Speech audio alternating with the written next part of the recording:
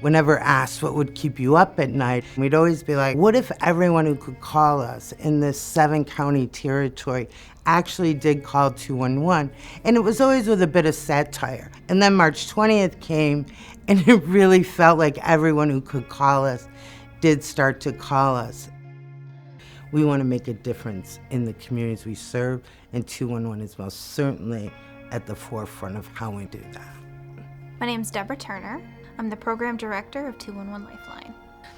211 Lifeline is a 24/7 confidential information referral service, but paired with that, we do crisis counseling and suicide prevention services. Goodwill took COVID seriously, that we started making a plan in February, that we made different levels and tiers of a plan to keep our staff safe. In the last year or so, with 211, there's been a lot of changes in how we do things, but not changes in what we do.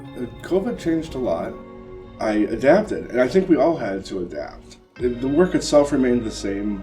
The needs themselves that people have, that we all have, remain the same, but there was an extra layer of crisis on everything. I think there was a wave of grief over us for a little bit. It was okay, well, I can help somebody, who's dealing with not having food, not having shelter, needing a friend or just somebody to chat with that I can relate to, because we've all had a piece of this pandemic.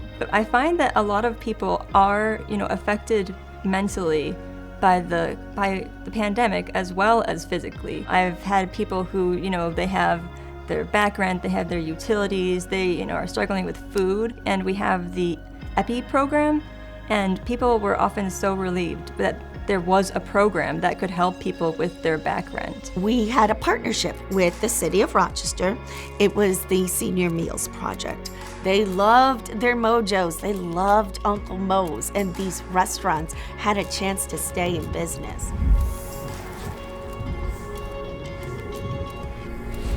So the PIC program is a person in crisis program that we are partnering, working, collaborating with the City of Rochester. And the goal of PIC is to go out and respond to mental health calls and other calls that really police aren't adequately trained to respond to.